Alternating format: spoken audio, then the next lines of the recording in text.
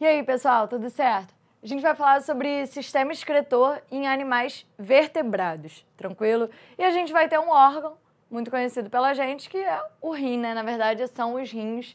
Dentro dos rins, a gente tem os néfrons, que são, de fato, as unidades funcionais excretoras, produtoras de urina, tá?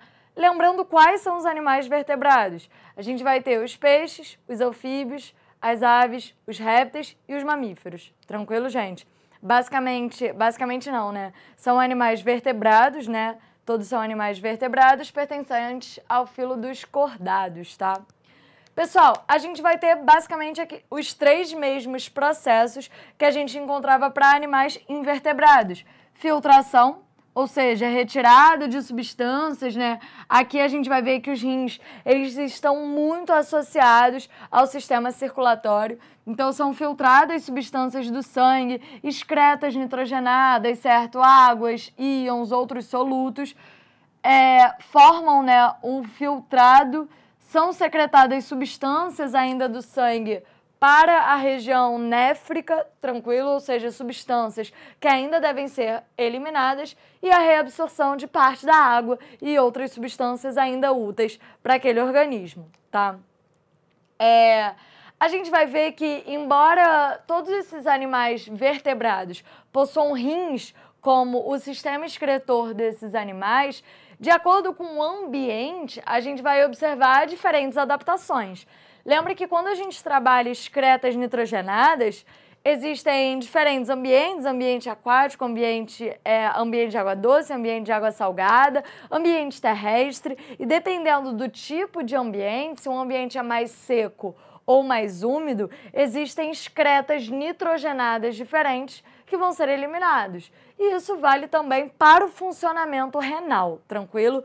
Por exemplo, tá? Quando a gente compara mamíferos e peixes ósseos que vivem em água doce, mamíferos vivem, de maneira geral, em ambiente terrestre. São grandes excretores da ureia, lembra disso? São animais ureotélicos.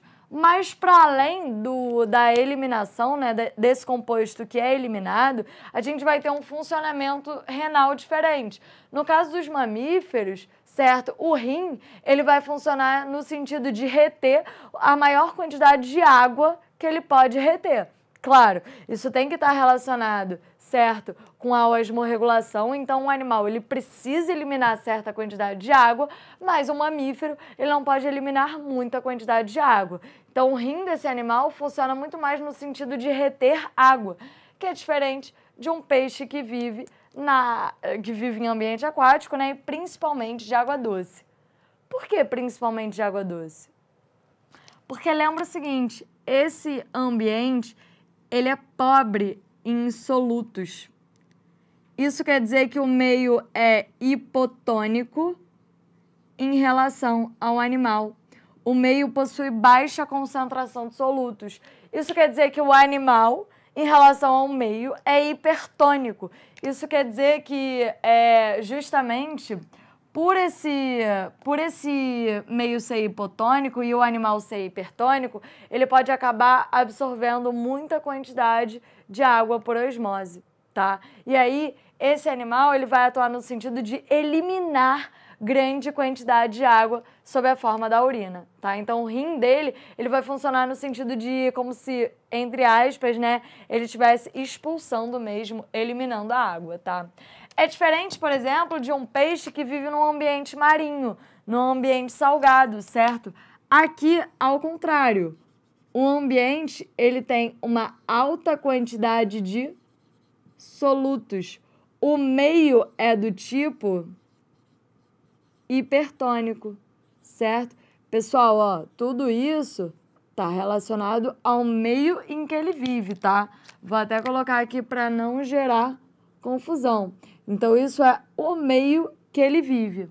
A partir do momento que esse peixe marinho vive justamente em um meio hipertônico, ele acaba, ao contrário, perdendo muita água por osmose, tá? Então, o rim dele tem que atuar no sentido, né, o organismo dele tem que atuar no sentido de ser extremamente adaptado a essa condição. Então, ele vai perder muita água por osmose, certo, por conta do meio, mas ele vai eliminar uma baixa quantidade de urina e essa urina extremamente concentrada. Tranquilo, gente? Peixes cartilaginosos, como os tubarões, eles vão apresentar uma fisiologia diferente.